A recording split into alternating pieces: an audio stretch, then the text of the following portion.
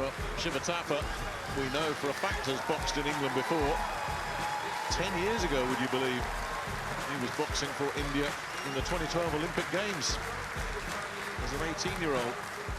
Boxed in the Commonwealths in 2014, losing to the Irishman Michael Conlon. Picked up the bronze medal in the World Championships a year later. That boxed in Rio in the Olympics. Hugely experienced. And reached the quarterfinals at the World Championship last year as well, so it's not as if he's peaked far from it. And this is another one of these guys we talk about. We seem to be talking about him all the time this afternoon. A definite medal contender.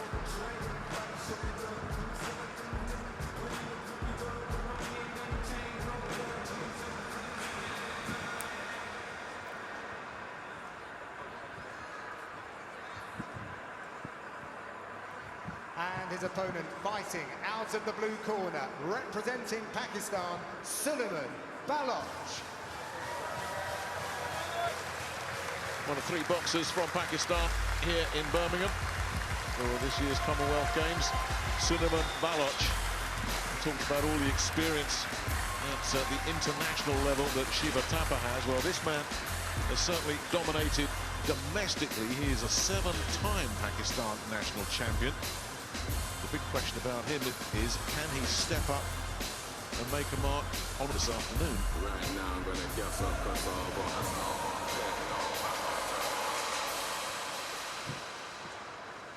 Ladies and gentlemen, this is a light welterweight contest fought over 3 3-minute rounds. Introducing to you first, in the red corner, representing India, Shiva Thapa.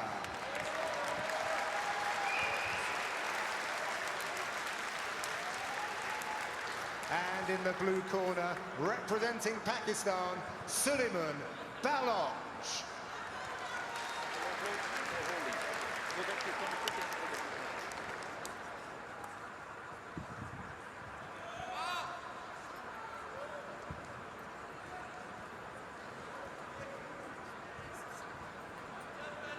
Test of this first session here at the Commonwealth Games in boxing. Features India in the red. Shiva Thapa, hugely experienced multi-medalist, against Suleiman Baloch of Pakistan in the blue. India-Pakistan is one of those natural sporting rivalries that the world does throw up, so that just throws a bit of added spice into this one as well. But a chance, as I said earlier, Barry, for Baloch to show that he can step up and mix it at a higher level now. He's certainly been dominant at home. Can he transfer that dominance onto an international platform?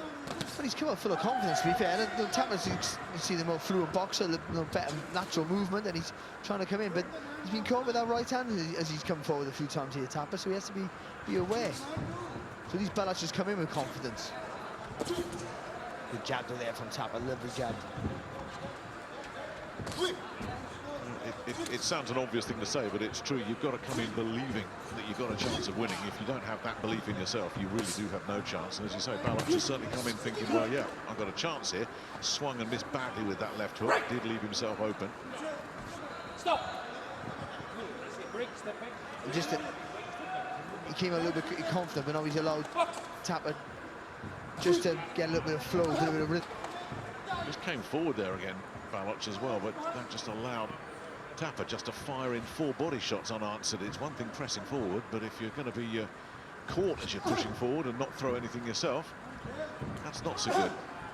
And at the moment, Thapa is doing a nice job of making his opponent miss. And then picks up the right hand.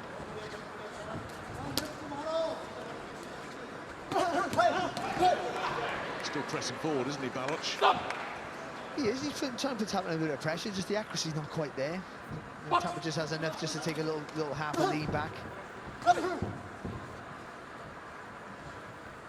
Well, it is such a gulf in terms of experience, isn't it? You know, you think of Thapa as a teenager boxing in the Olympics a decade ago, whereas Baloch is really stepping it up here. And you can see that experience. You know, he looks calm, he looks poised. Also, just having that knowledge just to know just when to do enough in rounds where they might be quite close, just enough to throw a little combination. We'll keep that lateral movement just to make people miss, and obviously make this clear. Tappers you see there, making Bullock miss with that right hand. A good first round there from Tapper. Well, you've got to win the next two. Yeah, that's a double-edged sword, that, knowing the scores, because you know you have to do a good right hand there from Ballas there. That's a good shot, but you also might force just the pace and get yourself in trouble.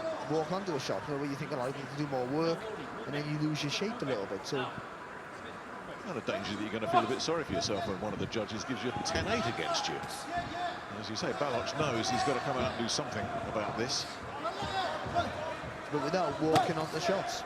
Stop.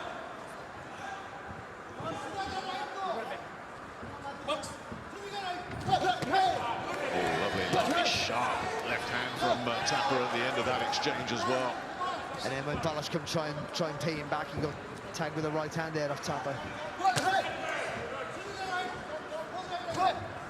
Again, when you've got a fluent boxer like Tapper, the last thing you want to do is get him into his rhythm. Once he won that, it's so hard to knock him out to that then. Got caught again with a counter right hand there with Balach. Picked another clever shot there, Tapper. Stop. Stop. It's getting so Ballas his feet up a little, squares his shoulders up more than his feet. And actually gives Tapper the opportunity there to throw that right hand over the top, jump in with the left hook, and just pick him off a little bit. Head up, Rick. Stop. Yeah, I mean, that is just slick. That's really neat. I mean, he set the trap and poor old Balach just walked headfirst into it, didn't he? Yeah, lovely little body movement there from Tapper.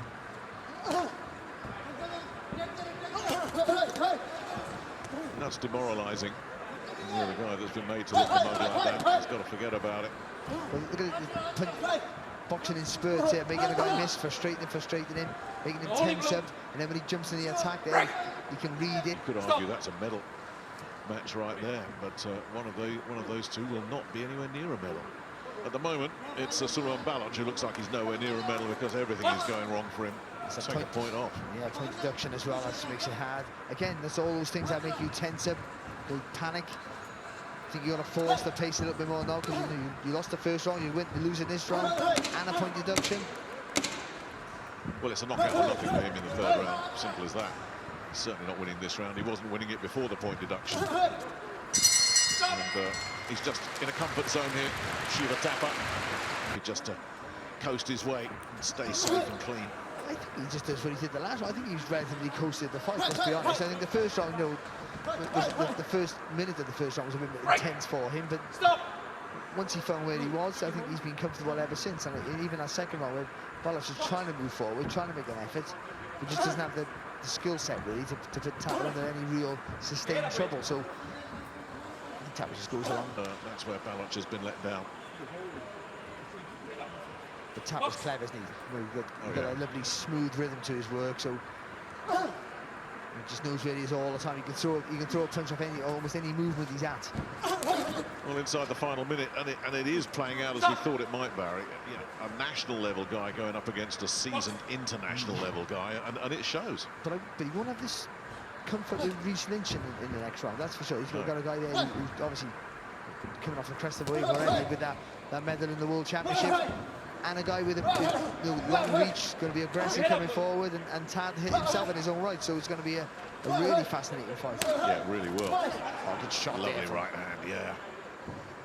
I mean, as if that would have been a nightmare for Balach. It proved to be the case today, so Tapper moves on. You know, that wealth of experience, the ability as well. We go to the judges' scorecards for a decision. The winner by unanimous decision in the red corner, Shiva Tapper. The only possible outcome.